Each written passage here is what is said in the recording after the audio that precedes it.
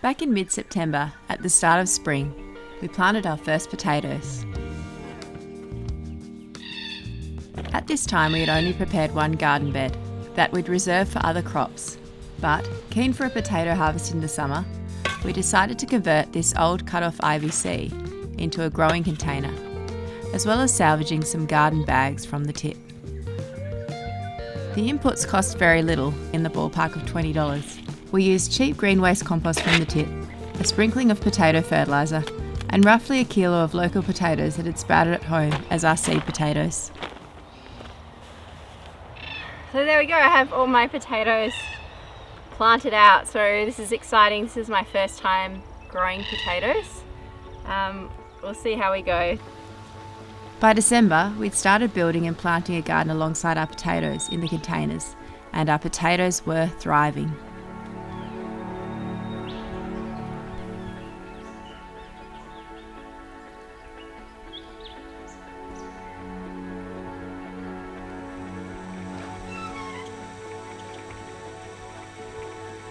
In mid-January, the plants had died off, so it was time to harvest the tubers below. Potatoes have all had their big, massive growth spurt. They were a lush sea of green about 5 weeks ago. And in the last few weeks, they've completely died back. And it's time to harvest them. Look at that! That's awesome! Well, that's a start. Whoa, look at that one. Yeah. Okay, so... Lift the metal. What's your back? Oh, it's not very heavy, is it? No. I'll take that. Moving these bags out of the way so we have a bit more space to spread the compost that the potatoes were growing in. We'll harvest them afterwards.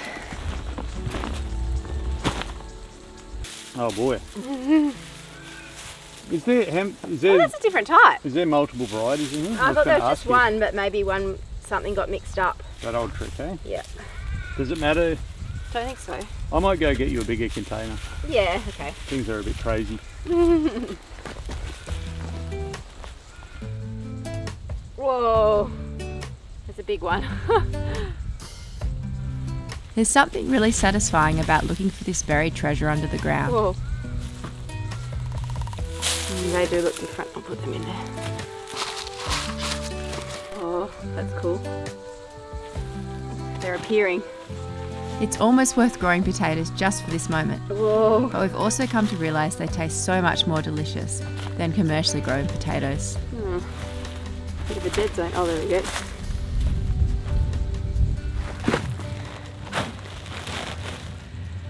I might have missed a few. That is one issue of not planting a bag. So when we tip the bag out, I'll be able to find everything. I don't think I planted more than 500 grams of seed potatoes. It was about, I think it was roughly 12 potatoes that I planted. So pretty good. Pretty low effort. Like all we had to do was water it a few times during when it got a bit hotter at the start of summer. And apart from that, they just grew themselves. If you remember back to when we planted these potatoes in sacks, we hadn't actually built this garden yet. So it was a good way to fill the space, just put the cardboard down and kill weeds. We placed the bags on top of some cardboard and just fill the space until we were ready to make this bed, until the potatoes are ready to harvest, and then we're ready to make this bed. So yeah, depending on how, oh, I can see a potato sticking out of this bag, look at that. Depending on how this harvest goes in the bags, we'll probably decide whether I immediately plant some more potatoes, but I think they're going to be good. I'm positive about it, so we'll see. Jeez.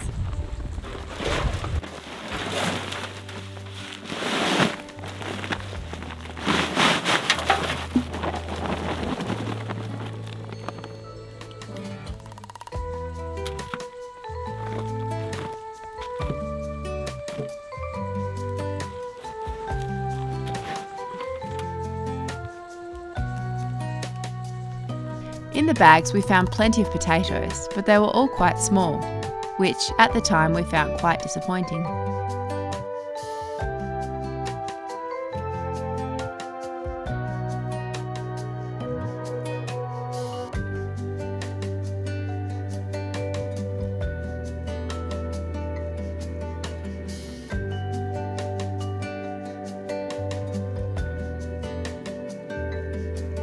Overall, we harvested quite a few kilos from the bags, but it didn't feel quite as satisfying as pulling the bigger potatoes out of the IBC.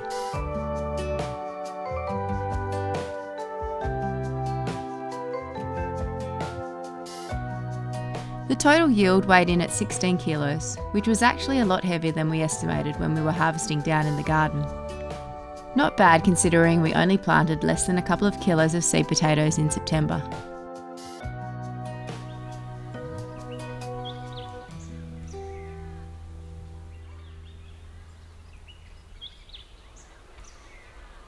The last two varieties we couldn't ID at planting, but we suspect they are Pontiac from Troy's sister and King Edward from a local farmer.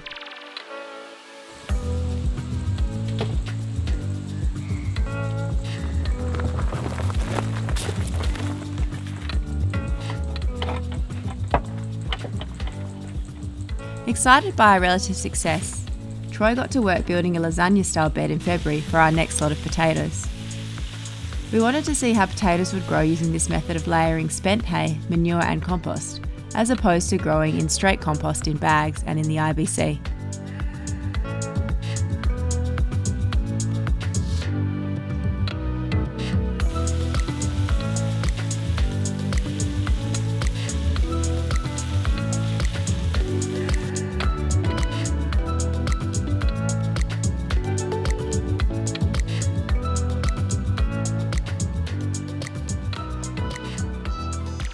Where Troy placed a chitta potato, he put a pot full of compost as a growing medium.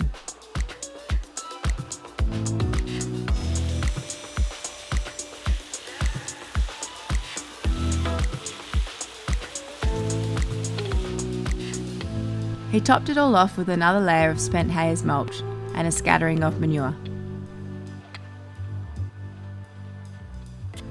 Yeah, so I'm not sure what happened here in this bed, but Troy planted it out with some chitta potatoes about 6 weeks ago, and only one of them has sprouted. Perhaps the weather's been too hot for potatoes, and maybe we'll get them coming up now. But I've got some more potatoes that sprouted from in our pantry, so I'm just going to add them to this mix, because this is a good mix. This is a lasagna bed that he's made here with straw, manure, and compost on top where we've planted potatoes, and then we've mulched over with straw again. So, I mean, this one that sprouted is healthy, but none of the others have come up. So I'm going to plant some more potatoes in case the other ones are just rotted in here. Give it a good water, and we're sort of getting cooler weather now, but still sun and rain. So if that was the too hot, dry weather that stopped them from sprouting, hopefully this flush will come up and we'll get some before the first frost. We can expect frost in May, and so that's like 6 weeks time. So if that happens while our potatoes are still growing, we can put some fleece over the top, but we'll show you that when it happens. So I'm just going to plant these in, and hopefully we get as good a yield as we did in those bags. It was really actually quite successful, those bags. I didn't think it was at the time, but it was actually quite a big harvest. As you saw, it was about 16 kilos of potatoes from about a kilo of seed potatoes. And those small ones, they're all gone because they are the most delicious and the fastest to cook, and we've been eating them a lot, like once or twice a week. So they're all gone, and we've only really got the big potatoes left. So we do need to get another crop, but unfortunately we've got to wait 3 months for them. So yeah, I'll get these in, and hopefully we have some by winter.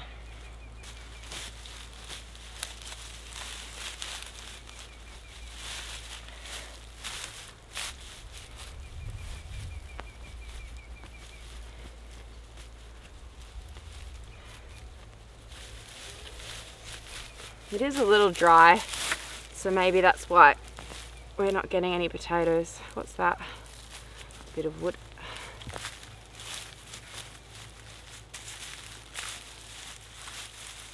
We couldn't actually get, we were looking for seed potatoes all around us, but there's none available, so we just had to roll with what we had at home, what we chitted at home. Hopefully these ones are a bit more successful than the other ones. Oh yeah, there's a rotten one in here, so that one didn't work. Let's put a big one in here. Oh yeah, I don't know whether that's a rotten potato or manure, but anyway, let's just plant that in it. Put the sprout up backwards.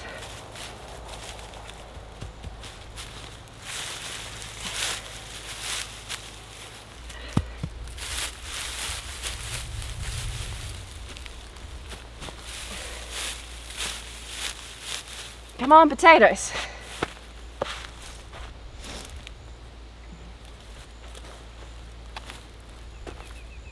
We have been flat out. It's summer harvest time here on the ranch. The laundry is just full of produce that I need to either preserve or freeze. The freezer is actually nearly full with tomatoes that we're going to turn into passata next month. But I thought I'd just check in for you guys for this video and weigh these potatoes and see how many we have left. This is the bag here that we've been keeping them in.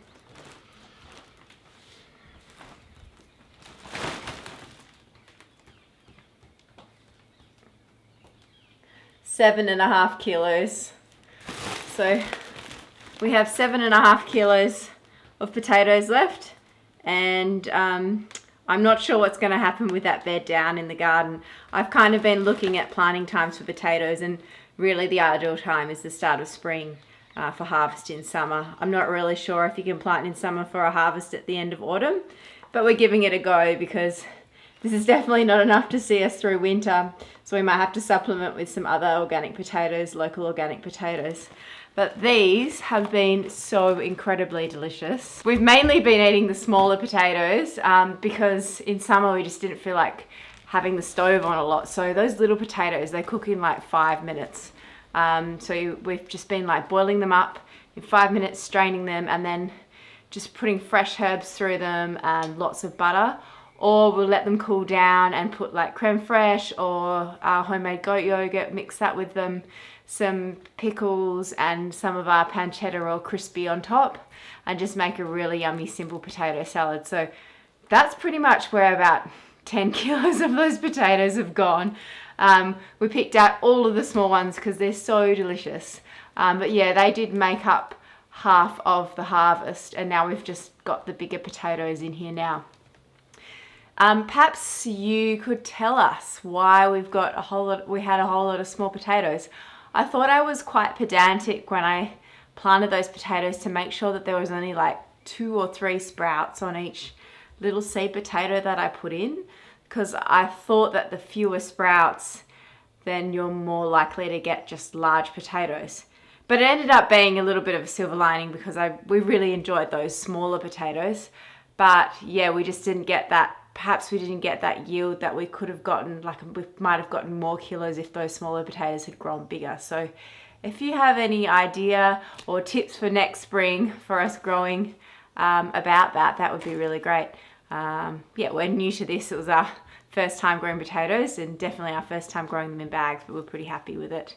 So I'm going to show you a delicious meal that I prepared 2 nights ago for Troy and I. I'm going to make it again because it was just so yummy and it's super simple. That's what I found with these potatoes. They're so good that you really don't want to complicate things with spices and heaps of complicated cooking techniques.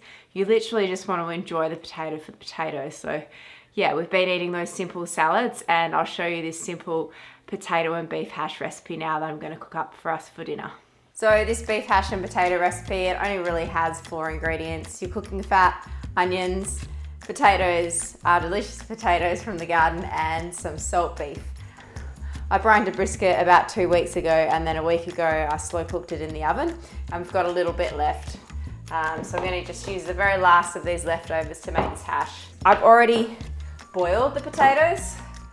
So these are the King Edward potatoes that we had in the IBCs. I've already boiled these ones up as well, so I'll be chopping them up too. I found this recipe, you do need actually like quite a bit of fat. It just makes the potatoes and the beef more crispy and the onions caramelize really nicely. This fat is actually from me cooking the salt beef in the oven. This is just the stuff that I skimmed off the top. There's a little bit of water in it, that's why it's popping like crazy. I might put the onions in just to stop the spinning. There we go.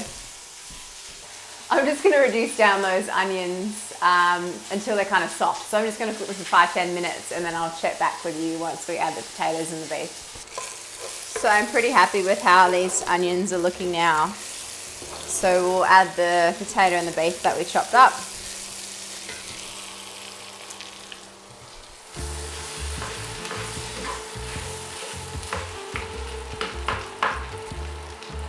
I actually had to abandon using that little electric induction cooktop because it doesn't do as good a job at heating up the whole meal. It just burns on the bottom. So yeah, gas is far superior. I just turned up the heat a bit. I think it's pretty much ready. You know it's ready when, if you turn it, you start to get crispy bits forming at the base. So now this pan's heating up all the way around. All of the base of this hash is starting to get golden brown and crispy, and that's all a delicious flavour. So here's a little crispy sampler of chef's treat. Just pouring some of this salsa verde on top. This is for dinner, but this is just a little taster. Make sure it's okay before I serve it up to Troy tonight. I'm going to pop that cast iron pan in the oven and we'll have dinner ready in an hour or so's time. We're going to go look after the animals and take the dog for a walk. Yum. It's crazy how 3 simple ingredients can make something so yummy and so nourishing and just really filling. So I'm looking forward to having this for dinner tonight. If you enjoyed this video, thanks very much for liking it. And if you're new here, if you've just found us, it'd be really great if you subscribe because we're really trying to get our videos out to other like-minded people like yourselves. So thanks again for watching and we look forward to seeing you next time.